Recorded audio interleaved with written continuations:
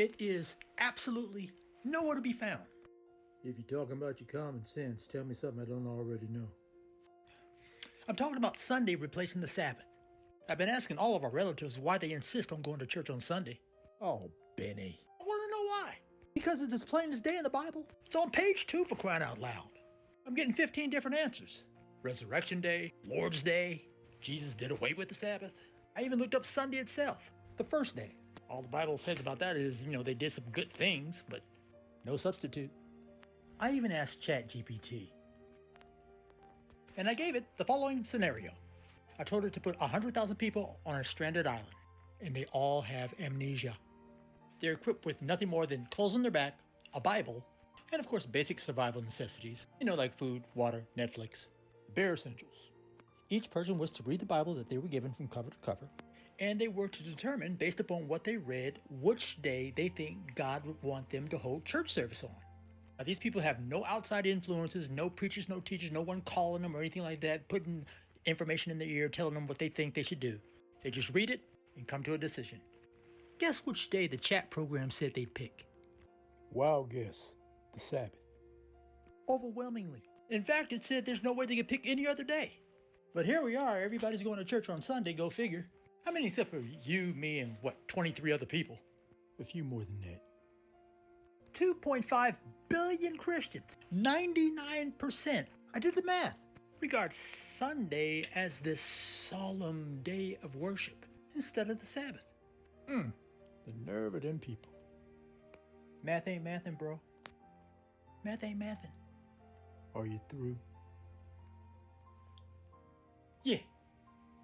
Well, you do make a compelling argument if I do say so myself, little brother. However, Before you and your little genie in a phone chat buddy of yours go storming the temple turning over tables, let's add some context to this. Go for it. first of all, you're right. Ain't nothing in the Bible that says the Sabbath was done away with or that it was substituted for another day. Now, there are several scriptures that are pretty popular that people use to explain why they go to church on Sundays now. Acts 20 verse 7 gets used a lot because it explicitly uses the first day of the week, describing the gathering of believers and teaching and fellowshipping, that sort of thing. But notice what it doesn't say. No command to change the Sabbath, no statements that Sunday is now holy or instructions to keep it solemn or sacred. Not even a thus saith the Lord. Luke is simply telling us what happened, certainly not issuing a new commandment. 1 Corinthians 16:2 mentions the first day, but that's just talking about setting stuff aside for a case of famine relief or visitors, relatives coming by. That's more like ancient budgeting advice. Revelation 1:10, John said, I was in the Spirit on the Lord's day, but he doesn't say which day that is. For all we know, it could be the Sabbath. Isaiah 58:13 actually calls it the Lord's holy day. I'm just saying. So, where did Sunday worship come from? Who changed it? The church did. What? For about 300 years, the Christian church, which was keeping the Sabbath, mind you, was not only getting harassed at every turn by the Roman Empire, basically thought they were just being lazy for taking the day off, but there was high tension between them and the mainstream Jewish community, who also observed the Sabbath. Mainly because the Christian Jews did not participate with the Jewish community in the revolt against the Roman Empire. That and the fact that Jesus himself told them to flee when they saw the city surrounded. I'm sure there were other things that factored into the high tension between the two factions. But those were the big two reasons. And no matter how much the early Christian church tried to convince the Romans that they took no part in the Jewish revolts, even telling them that they had two different messiahs, saying that they didn't follow the Messiah of the Jews that attacked them. Rome didn't care. As far as Rome was concerned, they both observed the Sabbath. And the family that worships together, Rome must have figured, revolts together. So what changed? The Roman Emperor Constantine came up with a bright idea for the Roman citizens to have a rest day of their own, in honor of their sun god, Apollo. Apollo Creed. Close enough. So on Sunday, when the Roman citizens chilled out, the Christians, as a show of respect for the Roman customs, even though they continued to worship their own God, Jesus, chilled out as well, stopped working as best they could.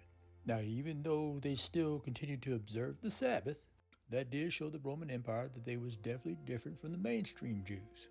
And about 40 years later, they took it a step further in the Council of Laodicea and passed a church law, Canon 29, that specifically forbade observing the Sabbath and resting, and told them to save the solemnity of that day for Sunday instead. Now, this early Christian church we talk about, of course, we all know as the Catholic Church today, who to this day own it. I mean, they ain't shy about telling anyone, yeah, we changed the date. Wow. Wow is right. And with the Roman Empire viewing them as truly different, with them abandoning the Sabbath altogether, life did get considerably easier for the Christian church. And it's been that way ever since. Jeez.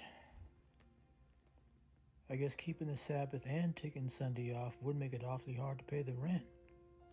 I guess that's one way to look at it. That's why context is important. Didn't want you thinking that people just woke up on Sabbath morning and decided they'd rather watch cartoons. 300 years of getting harassed not just from your oppressors, but also from your own community, I imagine can wear on you. It's easy to sit back from your living room couch 1700 years later and point the finger and judge somebody.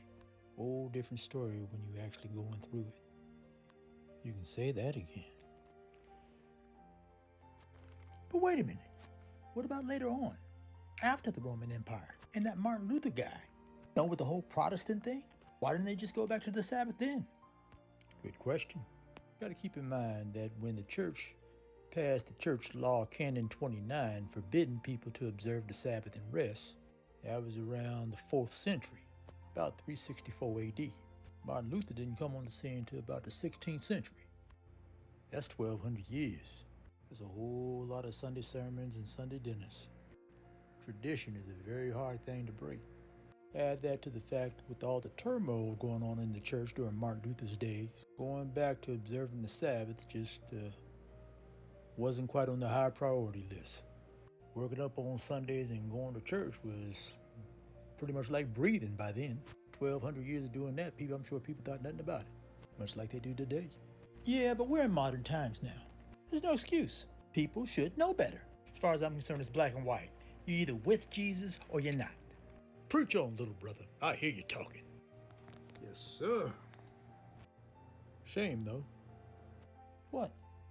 Well, I was really looking forward to seeing Mom and Dad in heaven. Why won't they be in heaven? What do you mean, why would they be in heaven? There was something to keep us, Benny. They brought us up in the Sunday-keeping church. Or did you forget? I mean, they loved Jesus with all their heart and brought us up in a God-fearing home and taught us to put God first. But wrong day's the wrong day. Oh, no.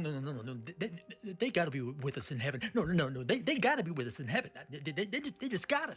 But you just said that. I don't care what I said. Mom and Dad has got to be in heaven with us. They just got to. They got to. Not so black and white now, huh? Relax, I'm just having fun. Don't know church get you into heaven. Love for Jesus get you into heaven. A lot of good, God-fearing, God-loving Christians out there just doing the best they can with what they know. Like I said, tradition's a very powerful thing. And the Lord knows that life can be messy. Back in the days of Moses, the only Sabbath rest the Hebrews got was from passing out from too much work. As Pharaoh's foot was on their neck so hard, you don't think God knew that? That's why God looks at the heart. Pretty sure Jesus didn't tell that thief on the cross that he was going to see him in heaven just to make him feel good. So what do? You just share God's love and let him worry about the paperwork. By all means, tell people about the Sabbath, but you lead with love. Remember, people don't care how much you know till they know how much you care. You okay? Yeah. I just hope that when we're in heaven at the supper table with Jesus, that a food fight doesn't break out between the Sabbath keepers and the Sunday keepers. Well, if it does, I got dibs on the mashed potatoes.